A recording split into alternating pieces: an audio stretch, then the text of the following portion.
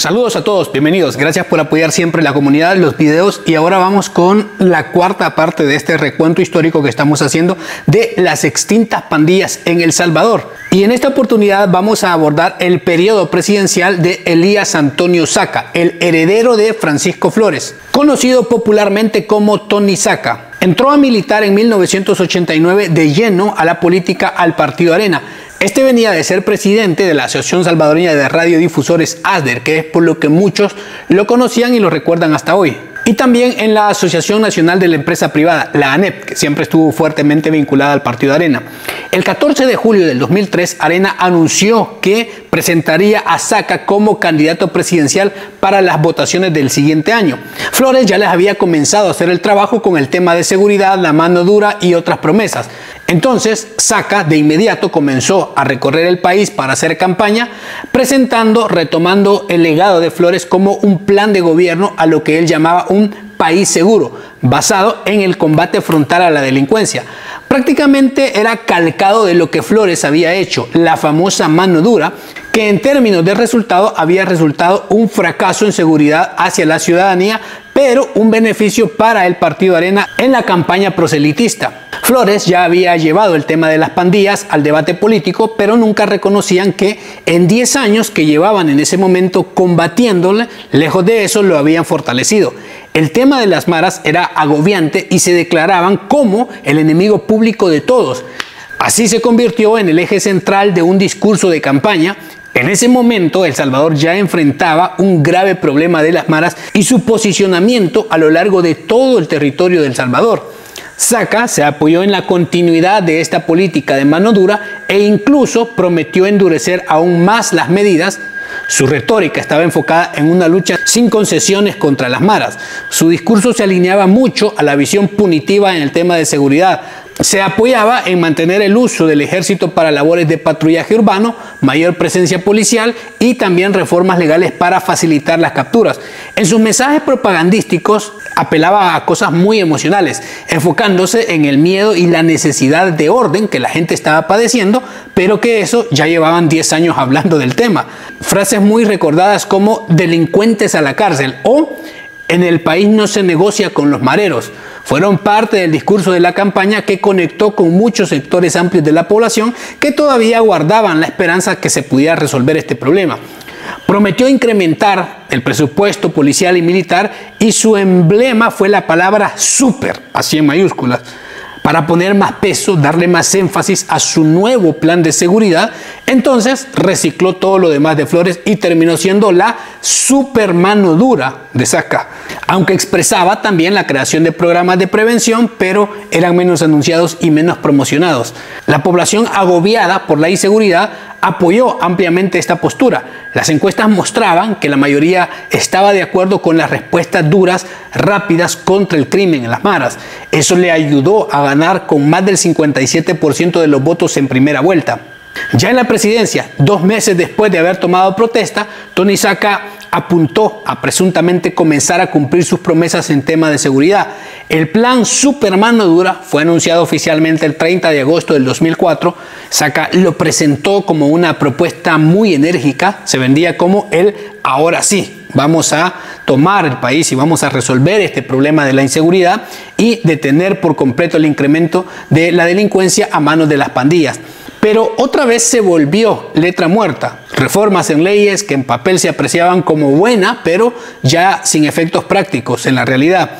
Reformas al Código Penal, Procesal Penal, así como leyes del menor infractor y muchos otros con bastante morbo. Se promocionaba el aumento de penas por pertenecer a las maras de hasta 75 años, pero no cumplían ni 75 días. Saca volvió a recurrir el mismo camino, los operativos parecidos, iguales a los de Flores, con la PNC, con la FAES, especialmente en zonas controladas por las pandillas, pero nunca las desarticularon. En ese contexto se volvió célebre una de sus frases, quizá de las más recordadas: a los malacates se les acabó la fiesta. Esta fue una de sus más emblemáticas frases de expresiones, y lo que buscaba Tony Saca con esta declaración, reflejar su postura firme, su retórica punitiva en lucha en contra de la delincuencia. Otros de sus pronunciamientos eran: no vamos a negociar con las maras, haciendo alusión a no escuchar ninguna petición de las maras de diálogo o de comunicación, no darle ningún beneficio a estos sujetos, ni legal ni en los centros penitenciarios. Repetía todo esto en su discurso: vamos a sacar a los pandilleros de las calles y vamos a devolver la tranquilidad a las familias salvadoreñas. Y sorprendentemente, dichos pronunciamientos le valieron para sostener un buen margen de popularidad como mandatario al inicio de sus años. Todo esto para dar más credibilidad a la implementación del plan Super Mano Dura. Saca hizo un llamado a la población a unirse a esta gran cruzada antimaras, fomentando la denuncia y la colaboración con las autoridades, algo que era impensable, ya que la gente no tenía ese valor ni determinación.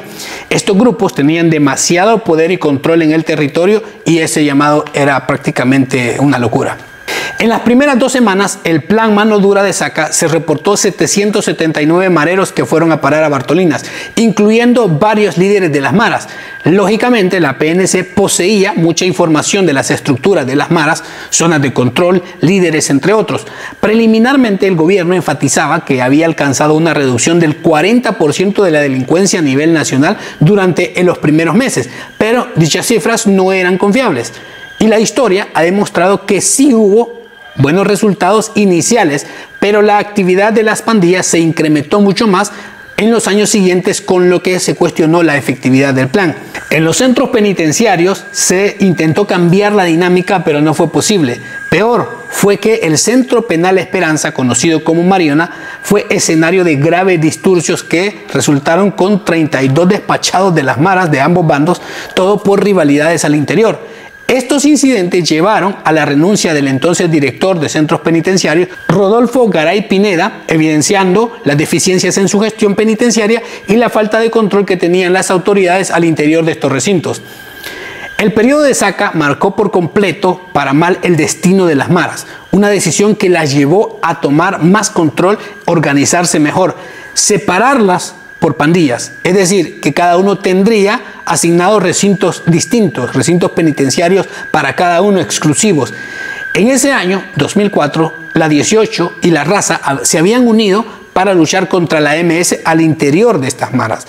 Entonces planearon un ataque que devino en los disturbios fatales de Mariona. Con todos los traslados que se produjeron por esta decisión, para que cada mara tuviera solo miembros afines, demostró que ellos mandaban en cada recinto penitenciario. Todo esto se convirtió en un centro de mando, en una universidad pandilleril, y tan importante se volvió para ellos que las órdenes tenían que salir de las prisiones hacia las calles. Desde su confinamiento creaban sus planes, tenían teléfonos celulares, se comunicaban incluso hasta con miembros en los Estados Unidos, con otros de Guatemala, de Honduras, y coordinaban acciones hasta internacionales. Todo desde las cárceles. Las ranflas o los jefes principales se organizaban para llevar la rienda de todo a nivel vertical. El gobierno de Saca permitió a las pandillas operar libremente al interior de los centros penitenciarios como centros de inteligencia. Ya establecidos, con cada mara por separado, se conectaron para tener liderazgos más amplios, más coordinados en todas sus actividades. Todo planeado desde los recintos penitenciarios. El 2 de septiembre del año 2004 es la fecha simbólica en la que el Estado salvadoreño consumó su derrota, la asignación de las cárceles exclusivas para la Mara MS y para la 18. Fue ese punto histórico el cual produjo muchísimos cambios que los terminaron de fortalecer y terminaron de debilitar lo poco que el Estado tenía para poder echar mano. Esta medida terminó con la radicalización de todas las maras en su totalidad del país. Aunque en ese momento parecía algo no tan trascendental, en poco tiempo se vio los beneficios que obtuvieron las maras. Se reforzó la unidad pandilleril, nacieron divisiones de trabajo, aparecieron nuevas reglas informales e impusieron formas también de conducta. Se nombraron líderes en una línea vertical y por niveles que era muy obedecida y muy rígida. La política de Saca no los había combatido, los había cohesionado, los había consolidado y convertido en una estructura muy sólida. A la vez que se agudizó la rivalidad entre ellas mismas, también incrementó la disputa que tenían por las calles, por los barrios. El gobierno de Saca legitimó las cárceles como un espacio y territorio bajo el control pandillero, desde el cual estos hacían lo que querían. Las cifras fatales en el gobierno de Saca quedó expuesto. Cerró su presidencia con aproximadamente 18.000 reportes fatales durante su mandato. Su mentor, su predecesor Francisco Flores, había cerrado con 13.000. Estamos hablando de 5.000 de diferencia. Se podía verificar irremediablemente el fracaso tanto de la mano dura como de la super mano dura. Tony Saca no logró disminuir los niveles de violencia de las maras. A pesar de implementar unas políticas de seguridad extremadamente duras, se calculaba que los homicidios habían crecido un 38% respecto al quinquenio anterior. Y en esta etapa mucho más moderna dejó a las maras más fortalecidas, mejor posicionadas en contra de las autoridades y la población en general. En los centros de reclusión alguna vez hubo alguna autoridad, pero para esos años ya mandaban las pandillas. No se hacía nada al interior sin su consentimiento, sin su aprobación. Todas las paredes comenzaron a llenarse de grafitis y el hacinamiento convirtió los recintos en lugares asquerosos donde ni los custodios podían ingresar sin el permiso de los líderes dentro de las celdas. Al terminar su mandato en mayo del 2009, la realidad era evidente. Los niveles de delincuencia eran muchísimo más altos que al inicio de la gestión. La gente comprendió que todo había sido un fracaso, una ilusión. Las cifras fatales ya superaban los 12 diarios, evidenciando un deterioro acelerado de la seguridad pública. Todas las prisiones en manos de las maras, la gente tenía miedo absolutamente de todo, y peor si le decían que le llamaban del centro penitenciario, porque estos eran los cuarteles de mando.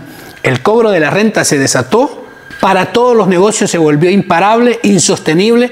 Toda actividad económica, casi su totalidad, era controlada por las maras en los barrios, las colonias, incluidos mercados y algunas zonas urbanas de comercios formales. La población percibía ese hundimiento en la inseguridad total y el tema de maras seguía siendo el principal problema nacional. Las fiestas de los pandilleros estaban más vivas que nunca, no como dijo Saca, que se les había terminado. Ya ni la PNC garantizaba la seguridad y protección de las comunidades.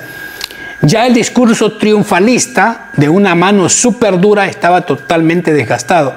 Luego de 20 años en el poder, el partido Arena llegaba a las votaciones del año 2009 con un fuerte desgaste, especialmente por sus fallidas promesas de planes fracasados de seguridad. La gente no sentía ninguna mejora real en este tema. Por el contrario, era una cuestión que se agudizaba cada vez para peor. La frustración con el enfoque que traía Arena produjo un apoyo a un cambio de rumbo, lo cual favoreció a la oposición en ese momento, directamente el partido FMLN, que promovía un enfoque más integral. No había gobernado, se decían ellos que era más un enfoque social de seguridad. Ya para las nuevas votaciones no podían prometer de nuevo a Arena más mano dura, ni super ni ultra mano dura. Hubo divisiones internas en este partido y algunos sectores señalaron errores de gestión y corrupción al interior de la administración Saca, que años más tarde se pudo comprobar. Arena terminó derrumbándose cuando eligió de candidato al arenero Rodrigo Ávila, que había sido director de la PNC en el mismo periodo de Saca y todos sus fracasos. Y como en el tema de las pandillas era el más agobiante, Arena se quedó sin propuestas nuevas, sin convencer de que podía mejorar algo en algo que ellos habían alimentado por más de 15 años. Nuevamente la inseguridad fue un factor decisivo en las votaciones, pero ahora en favor del partido de FMLN y en contra de todos los errores de Arena. La confianza en sus promesas y esto pavimentó el camino para la victoria del FMLN en el 2009.